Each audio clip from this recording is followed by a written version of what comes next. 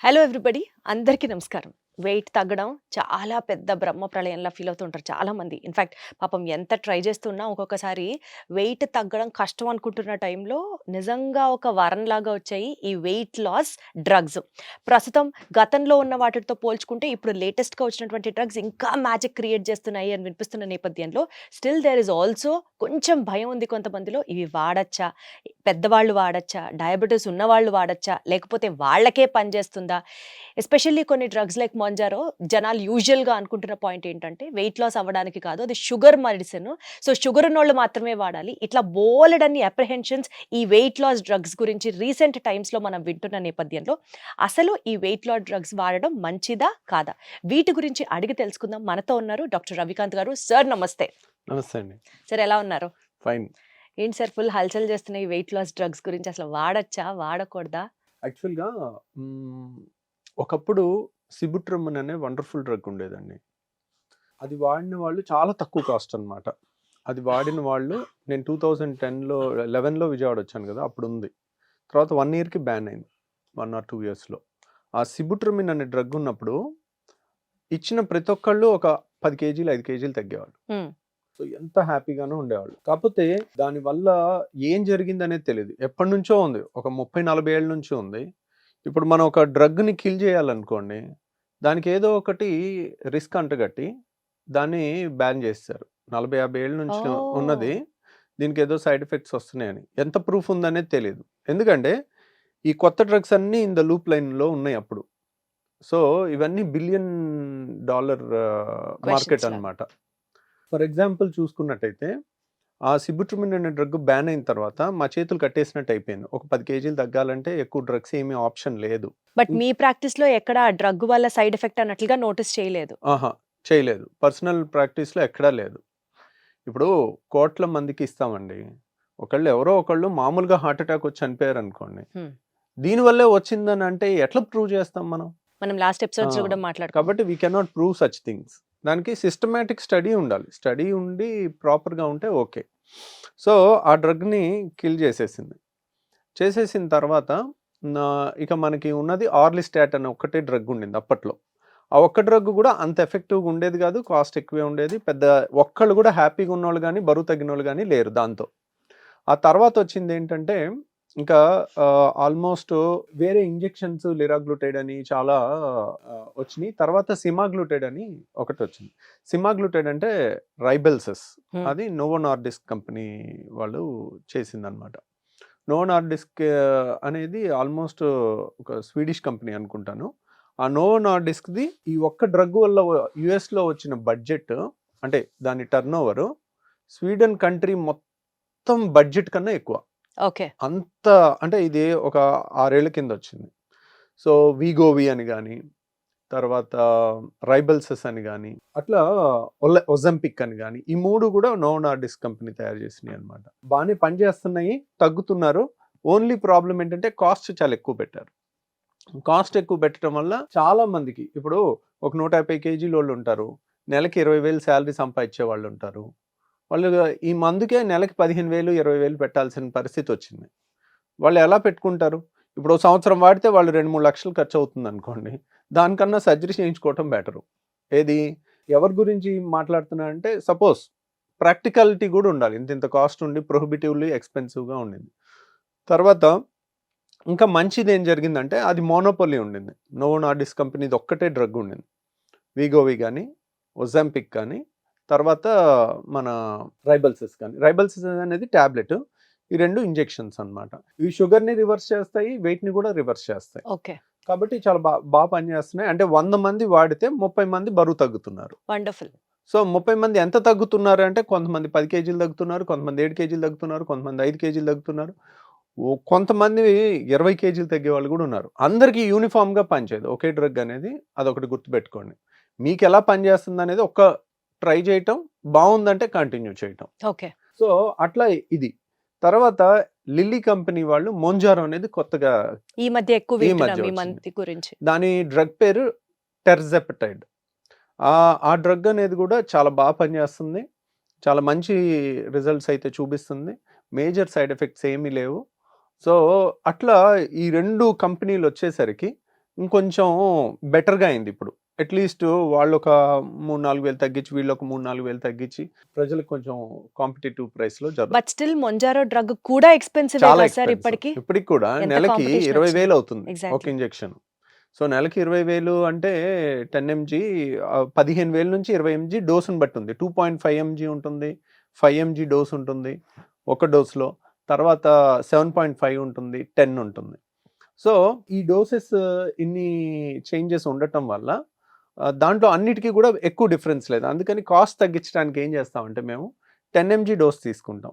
10 mg suppose 20,000 injection ఉందనుకోండి, ఒక full dose load చేసుకుంటే పెన్ 10 వస్తుంది. సో 2.5 mg 18,000 పెట్టారు, 2.5కి 10కి 2,000 డిఫరెన్స్. సో మనం 10 mg తీసుకుని దాంట్లో తక్కువ డోసు తీసుకుని ఇంజెక్షన్ చేసుకున్నాం అనుకోండి, మనకి 3-4 టైమ్స్ 3 టైమ్స్ 2 టైమ్స్ అంటే అది ఒక నార్మల్ పర్సన్ చేసేసుకోవచ్చు అంటారా వితౌట్ చేసుకోవచ్చు. సూపర్విజన్ ఆఫ్ కాకపోతే డాక్టర్? దానికి నేను చూపించాలి, ఆ పెన్ను తెచ్చి చూపించాలి. ఓకే. నేను ఇప్పుడు చూపిస్తాను ఏమన్నా. తర్వాత అది ఎలా చేసుకోవాలి, కాస్ట్ ఎలా తగ్గించుకోవాలనేది ఇది ఒకటి తెలిస్తే ఏంటి వాళ్ళకి పాపం ఒక ప్రతి ఫ్యామిలీకి ఒక నెలకు ఒక 10,000 తగ్గే అవకాశం ఉంటుంది.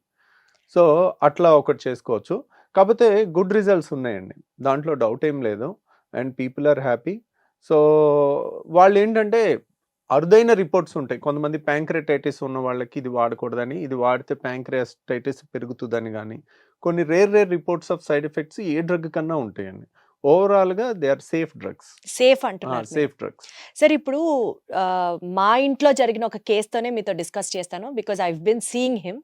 మా ఫాదర్ ఇన్ లా ఈ మోంజారో డ్రగ్ ని తీసుకోవడం జరుగుతుంది. సో ఫస్ట్ టైం డ్రగ్ తీసుకున్నప్పుడు డాక్టర్ చెప్పింది ఏంటంటే, మీకు ఒక వారం రోజుల పాటు అనీజీనెస్ ఉండొచ్చు, లూజ్ మోషన్స్ అవ్వచ్చు, సో ఇలాంటి చిన్న చిన్న సైడ్ ఎఫెక్ట్స్ ఉంటాయి, మీరు ప్రిపేర్డ్గా ఉండాలి అని అన్నారు.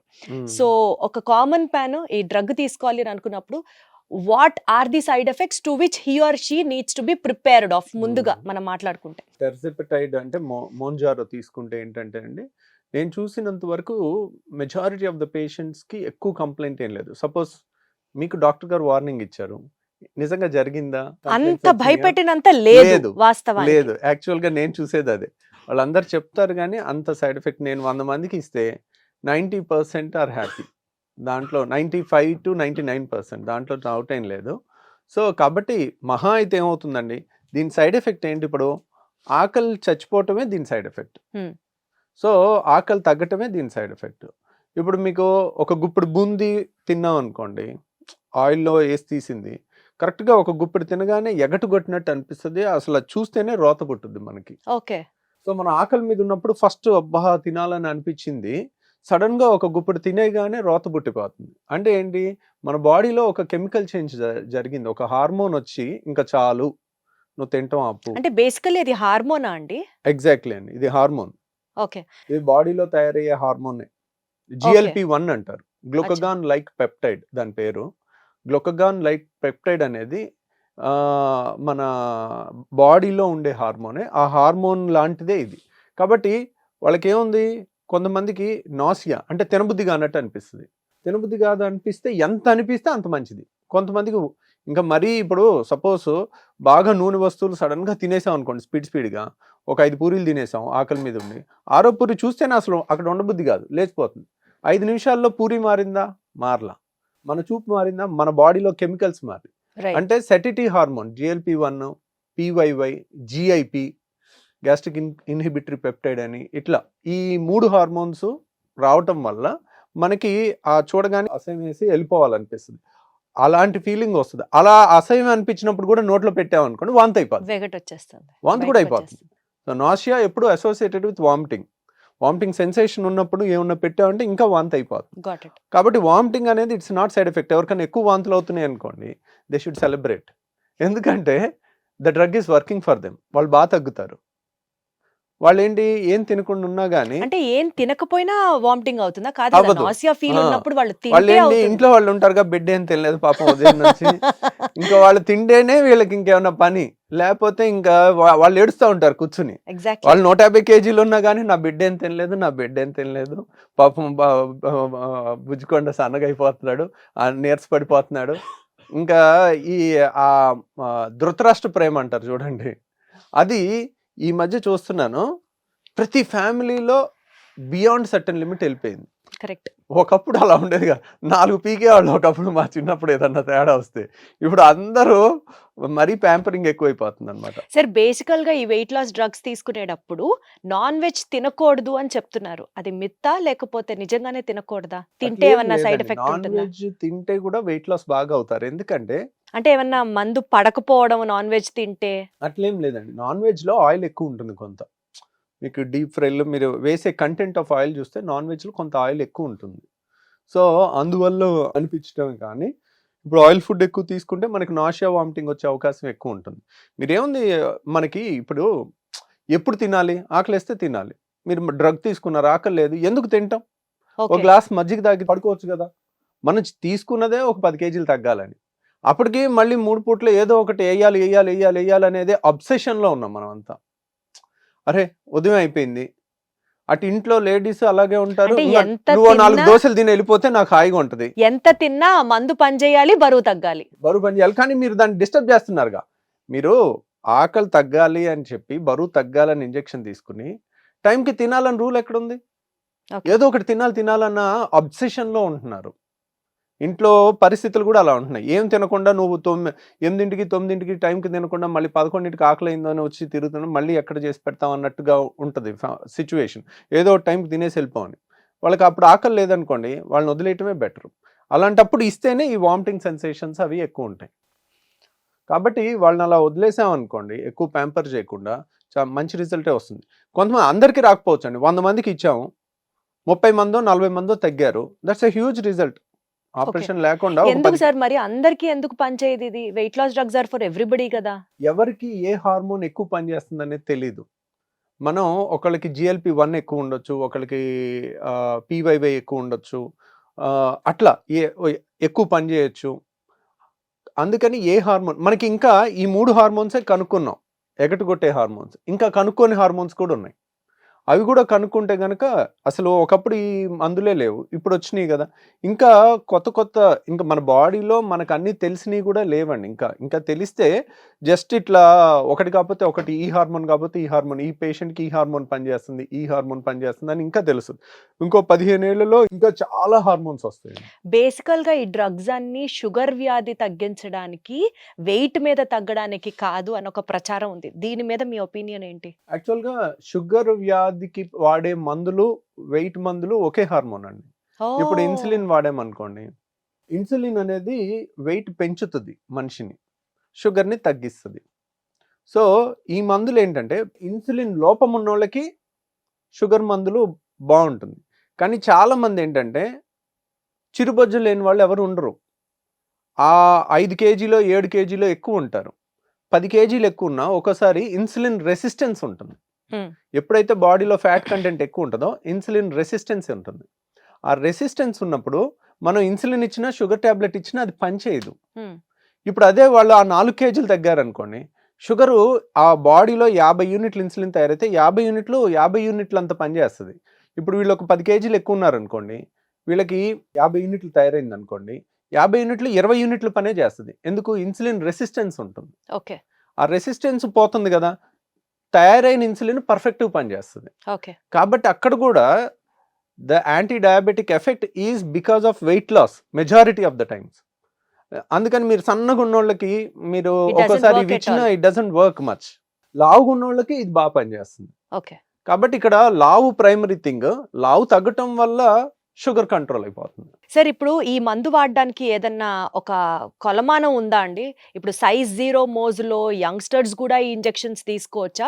Are is there any prescribed criteria for the usage of these injections or drugs? అంటే యూజువల్గా రికమెండెడ్ థింగ్ అంటే షుగర్ ఉండి కొంచెం ఒక 15-20 కేజీలు పైన ఎక్కువ ఉంటే బెస్ట్ అండి. తర్వాత సరే, ఇది ఇట్స్ ఒక హార్మోన్ లాంటిదే కాబట్టి, మన బాడీలో తయారయ్యే హార్మోన్ లాంటిదే కాబట్టి సైడ్ ఎఫెక్ట్స్ కొంచెం తక్కువ ఉన్నాయి కాబట్టి, ఒక 10-15 కేజీలు పైన ఎక్స్ట్రా ఉన్న వాళ్ళు ఎవరన్నా, దో నాన్ డయాబెటిక్, ఇప్పుడు ఒబిసిటీ కూడా రిలీజ్ అయింది. ఓకే. ఒకప్పుడు లేదు. ఇండియాలో ఓన్లీ డయాబెటిక్ పేషెంట్కి మాత్రమే ఇది లైసెన్స్డ్ అని ఉండింది. సో ఇప్పుడు ఒబీస్ వాళ్ళు కూడా వాడుకోవచ్చు అన్నట్టుగా మనకి గైడ్ లైన్స్ వచ్చాయి. సేఫ్. ఏజ్ వాడొచ్చు. లిమిట్ ఏమైనా ఉందా సార్ వీటికి? ఏజ్ లిమిట్ అంటే 18 ఇయర్స్ 17 ఇయర్స్ ఆ లోపల ఎక్కువ వాడమండి. ఎనీ అడల్ట్ కి వి విల్ యూస్. యూజువల్ గా పిల్లలకి ఇవన్నీ స్టడీస్ కంప్లీట్ గా అయిన దాఖలాలు ఏం లేవు. సరే ఇప్పుడు ఈ మందులు వాడిన తర్వాత కూడా డైట్ ఫాలో అవ్వాలా? అంటే ఆటోమేటిక్ గా బాడీలోనే వచ్చేస్తుందా చేంజ్ తినలేకపోవడం? అంటే మనకి ఆ డ్రైవ్ తగ్గుద్దండి, తగ్గుతుందా? తగ్గుతుంది. మనకి తినాలి అనే అది డ్రైవ్ తగ్గుతుంది. దాన్ని పని కట్టుకొని పాడు చేసుకుంటే పెద్ద ఉపయోగపడదు. సో యూజువల్గా ఇట్ వర్క్స్. దాంట్లో దానంతట అదే పని చేస్తుంది. కొంత కోఆపరేటివ్ ఇంట్లో వాళ్ళ కోఆపరేషన్ కానీ, అనవసరంగా వాళ్ళని డిస్టర్బ్ చేయడం కానీ, ఊరికే ఫుడ్ తెచ్చి వాళ్ళు అడగనప్పుడు ఊరికే కళ్ళ ముందు పెడుతుంటే ఎవరికన్నా ఏదన్నా తినాలని అనిపిస్తుంది. ఇంట్లో వాళ్ళ కోఆపరేషన్ కొద్దిగిస్తే డ్రగ్ పనిచేసేదానికన్నా డబుల్ పని చేస్తుంది. రైట్ అండి. సో ఈ డ్రగ్స్ ఆర్ సేఫ్. కాకపోతే మీ కండిషన్ని బట్టి డాక్టర్ ప్రిస్క్రిప్షన్ తర్వాత you can start using these drugs. దీని మీద అనవసరంగా ఇది వాడితే మంచిది కాదా, ఇది వాడితే ఏమన్నా హామ్ ఉంటుందా, సైడ్ ఎఫెక్ట్స్ ఉంటాయా అన్న భయంతో ఈ డ్రగ్ని వాడడం ఆపేయకుండా ఉంటే it is always good. So ఒక డాక్టర్ని కలిసి డెఫినెట్లీ ఆయన ఒక ఇంప్రెషన్తో మీరు ఈ డ్రగ్స్ని యూజ్ చేయొచ్చు అన్నది అర్థమవుతుంది. Thank you so much sir. ఓకేనండి, థ్యాంక్ యూ అండి.